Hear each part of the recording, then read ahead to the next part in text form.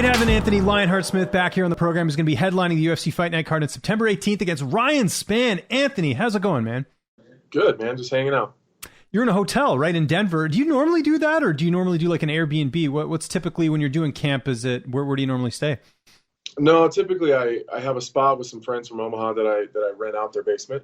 But my boxing coach, Danny Molina's here in town. So typically when I bring in Scotty or Danny, we just stay in a hotel together. So this week, this is where I am. Good stuff. Well, thanks for making the time. Plenty of notice for this fight. I remember hearing about this a while ago. When did you find out? Well, honestly, they offered me Ryan Spann the week after my last fight to fight like a short notice main event, like a week away. He turned it down then, and then they offered us again, like a week later, to fight again on short notice, and he turned that one down again. And then they apparently liked the matchup, and that's the guy they wanted. They weren't sure if he was going to want to wait this long, but you know how I am. I don't fight in the summer, so I said that the earliest I'd be able to fight was September, and he was willing to wait. That's good. How was the summer? I know that's a big thing for you. I know, what was it, last year before, you did the whole RV thing. What did you get up to this summer? Same shit. Traveled around, rode my Razor, went camping, and just kind of bounced all over the country while my kids were out of school. And did you go anywhere different this time, or was it the same route? This year we went to West Virginia and rode the Outlaw Trails, which was something new that we hadn't done before. We went and hung out in Panama City Beach in Florida. That was a lot of fun.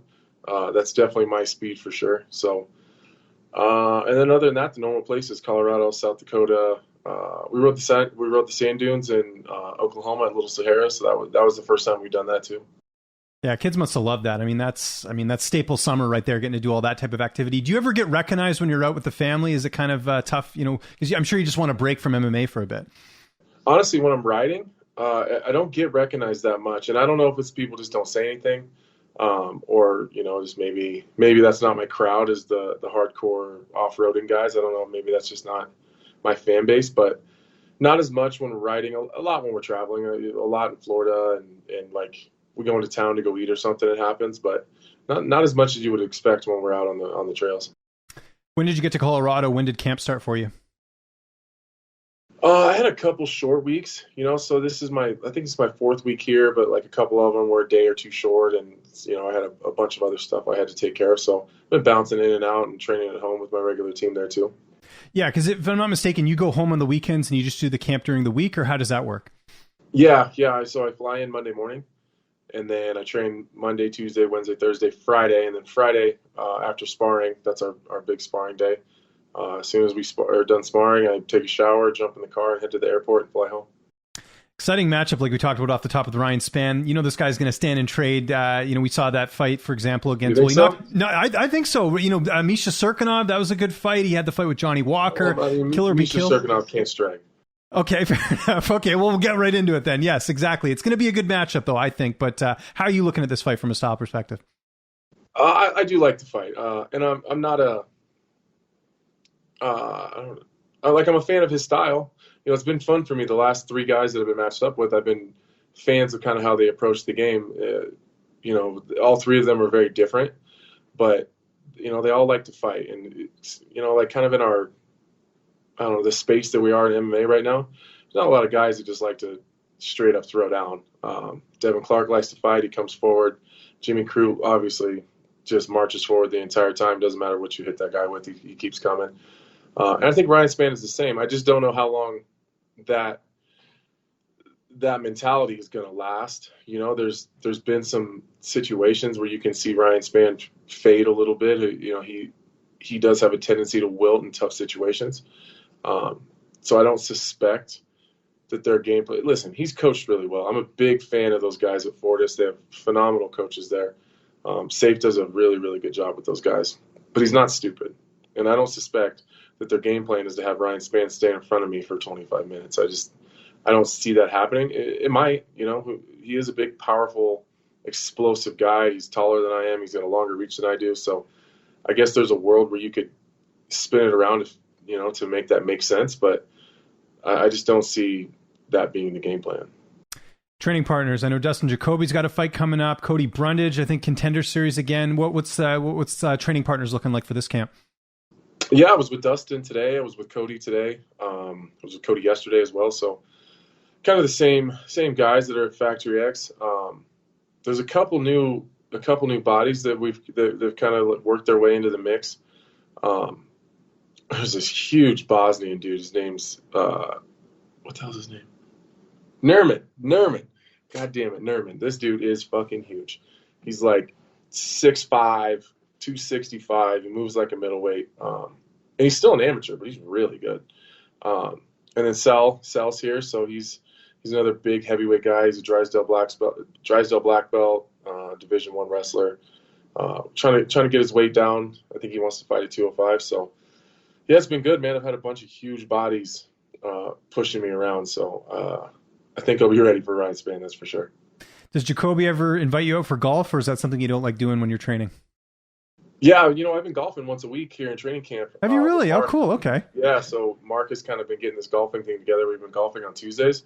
I try to avoid golfing with Dustin Jacoby as much as possible. I hear the rumors. I hear he's very good. I've heard Colin Anglin was telling me a lot of these guys are saying, watch out for Jacoby. He's very good on the course. There's a small piece of me that hates Dustin Jacoby. He is good at everything. Yeah. Like every yard game, golf, fighting, obviously, but like cornhole and like you name the yard game, Dustin's a champion. It's a little bit ridiculous, to be honest with you. I'm finding out so many fighters that are golfing now. Kiesa's a golfer, Daniel Cormier, Jeremy Stevens, the list goes on. Calvin Cater's a big golfer, so this is why I get very interested. Pretty good, actually. I heard DC's actually pretty good. So hopefully one of these days we'll be able to, when we're working one of those events in Vegas or something, we can go golf. But I do hear he's very good. Well, now that I hear this, I want to see him and Jacoby go at it and see who the better golfer is. It would be interesting. I would definitely put money on Dustin Jacoby for sure. There you go. I've never seen DC golf.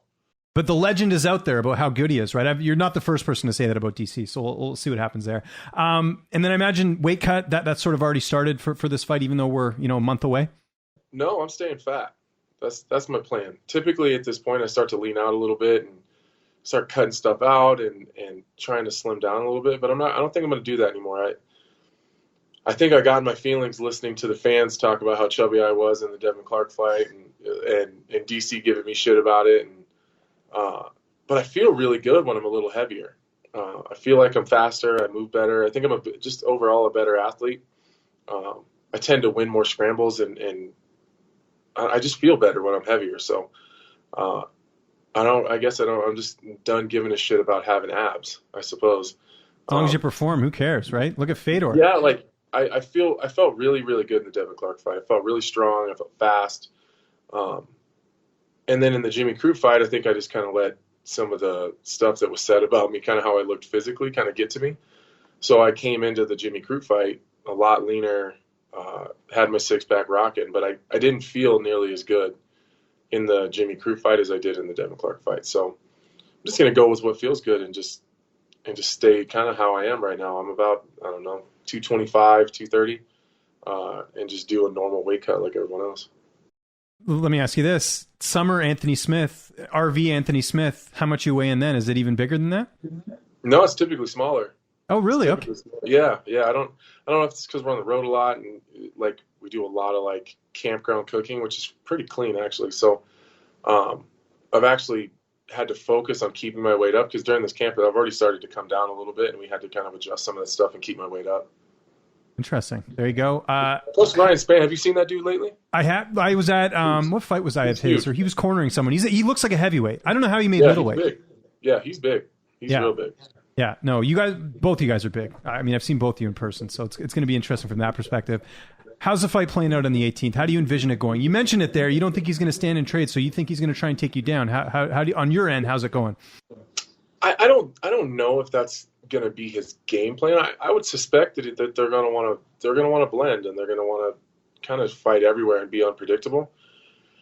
But when he gets hit hard, he does tend to start shooting. He doesn't necessarily enjoy it so much. And I don't mean that as a knock on him. Not a lot of people are like me and don't really change their game plan when they get punched in the face. It's probably smarter, to be honest with you. But I just think that the pressure, and it's different. It's real easy for them to sit there and look at me on paper and see all these opportunities that they think they can take advantage of. But you can ask anybody I've fought. It's different when you're in front of me, and those opportunities and those holes that you think you've seen on film, typically they're not there. So it's just different when you're in front of me. So it's a big fight for him. It's a big moment. I have a lot of experience. He's not going to show me anything I haven't seen before. He's not going to. There's nothing new or flashy or fancy or special about Ryan Spann. That doesn't mean he's not tough. It doesn't mean he's not skilled. It doesn't mean that he can't beat me. But there's just nothing special about him. So, I suspect that he's going to be really tough for one round. But I think at 5 minutes and 1 second into the fight, I think that fight looks totally different. You looking to fight one more time this year if all goes well, healthy? Is that kind of what you're looking at? No, probably not. I'll probably chill and hang out. Dude, how I know I'm getting old. All of it, like, for the longest time, I didn't want to fight in the summer. And then now it's like we're going to be coming up on wintertime here pretty soon. Now I'm like, oh man, I don't really want to fight in the wintertime either. So there's a lot of stuff going on. Yeah, I don't blame you. Yeah, it's just probably not. I would probably February. It's kind of where I'm looking. Okay. And what do you make of Jiri Prochazka? It looks like he's going to be the backup for that Jan Blachowicz and Glover Teixeira fight. Is that the right call there, do you think, with what he did to Dominic Reyes? Yeah. I know, it really drives me crazy when you see a lot of the guys in the division, saying things like, oh, he doesn't deserve it, I should get it. Listen, Dominic Reyes, a couple losses or not, that dude's a tough out for anybody. Yuri's got I would love to fight that guy. It just looks like it's so much fun.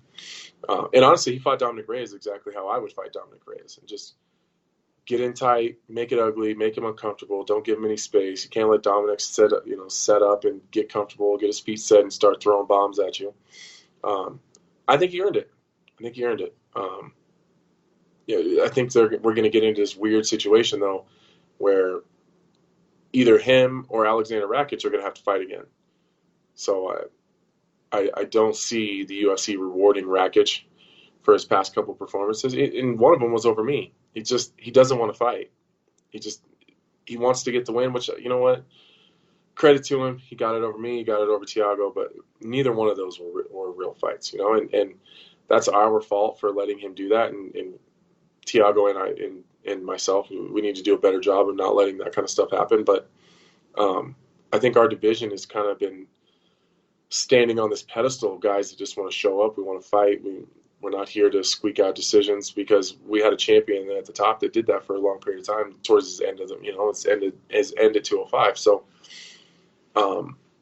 one of those guys are going to have to fight again. One of them is going to get the title shot, and one of them is going to have to fight again. I would suspect that Yuri's going to get the title shot, and Alexander Rakic is going to have to fight again. How do you think, how would a fight between you and Jiri go? I know that's a fight that you said excites you. Style-wise, There's no one really like him. Like, he's a very unique guy when it comes to that, but he also gets hit a lot. That's the other thing with him. Yeah, it'd be bananas. It'd be chaos. And those are the kind of fights that are, really, really excite me. Because, you don't have to, be super focused on anything. I don't have to worry about extra striking or extra jiu-jitsu or extra wrestling. You just got to get your sword as sharp as you can get it and just go in there and swing the goddamn thing. And that's a lot of fun to me. I like the pressure, behind all that flashy and, unpredictability and the spinning shit and just the craziness that he does.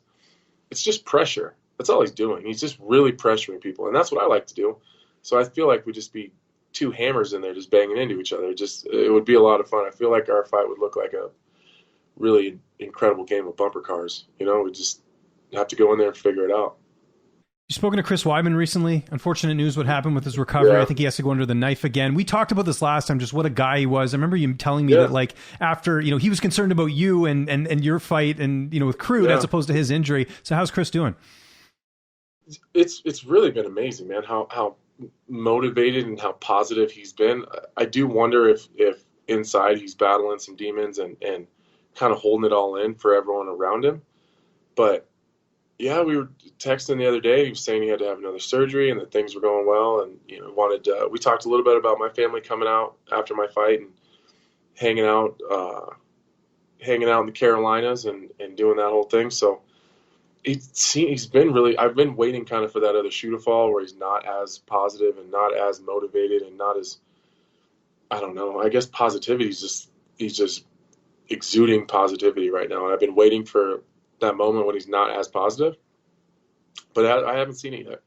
I can tell you where you can get Chris Weidman upset about something. Bring up the fact that John Vellante is better at Madden than he is. That will drive him nuts. You want to see him get negative pretty quickly? That's the way to do it. You know what? He's also, I'm sure he's disappointed that he can't golf and lives on a golf course too. Because he's a golfer. Does he really? He lives on a golf course? Oh, yeah. Oh, my God. Man. Chris Weidman is fancy. Okay. I've been calling him bougie Chris Weidman for like the last 6 months. I didn't know this. Okay. Always finding out something new. Okay. Yeah, so he's gotten into golf. I don't think he's been golfing for a long period of time, but man, I'm telling you, it's catching like a bug in the MMA community. I swear everyone's golfing now. It's great. Even because I got back into golf this year. This is why I'm so interested in it. So it's because we all suck. And I think that as athletes, you get into something that you're really bad at and you just get addicted to it. That's exactly it. That's you're chasing that, because you get that one good drive and you're like, maybe if I could just keep it consistent or whatever, right? So that's how it is. Okay, my last question. I know we went over time. Conor McGregor, just your thoughts on what's been happening to him, the injury, the tweets. I think a lot of fans are turning on Conor. What's your sort of take on this with how things have unfolded since the third Poirier fight? I can't handle the tweet and stuff. I didn't like it when he was attacking Khabib and his family and his religion and the personal stuff. Me and Luke Rockhold have gone back and forth several times. Neither one of us have ever attacked each other personally. Even John and I, it's gotten a little personal, but it hasn't really crossed over to too much, he's made some jokes and he thinks he's funny and whatever, but it's never gotten to that point where we were attacking each other's families but Conor is just, it's too far. It's way too far. That wouldn't take all this fighting bullshit out of the picture. People get shot for a lot less than that just walking down the street. So it's, I don't know, maybe I just grew up different, maybe I grew up different and I've seen some crazier shit. I'm just so shocked that he has the balls to, I don't understand why you feel so free to say things like that. Is he really that untouchable and really feels like he's that free to just say what he wants? Maybe. I guess he's got a bunch of security around him, but there's some people you can't talk like that about, and it's weird to me. It's weird to me because he seems to be spinning. He's spinning and spiraling a little bit, and it's just disappointing because I you have people ask you all the time, what is Conor really like? I don't really know. I don't know Conor, but I know people who have had lots of interactions with Conor. I've had nothing but positive things to say about him, that he's fantastic in private, that he tips well, he takes care of the people that take care of him. So I've always passed along those things. I don't actually know, but here's what I hear about him, how he is in his personal life. And I can't stick up for Conor anymore. You know what I mean? It was, it's easy to say. It's just a show. It's the self fights. It's an image, but this probably really is just who Conor actually is as a person, and that's kind of sad. I'll tell you what's not sad. This fight, UFC Fight Night, September 18th. Anthony, always a pleasure, man. Anyone you want to thank, any sponsors, any social media, I give you the last word. If you go to my Instagram, there's a link in my bio. That's my little T-shirt store I got going on. So if you want to get some Lionheart gear. Lionheart swag, nice. Yeah, you can get some Lionheart swag before the fight. There's that. My Instagram is Lionheart A. Smith. I think my Twitter is Lionheart A. Smith as well. So, yeah, get over there and check it out and get yourself a T-shirt. Make sure to subscribe to the LowKick MMA YouTube channel for all the latest news, event previews, and interviews with some of the biggest stars in MMA.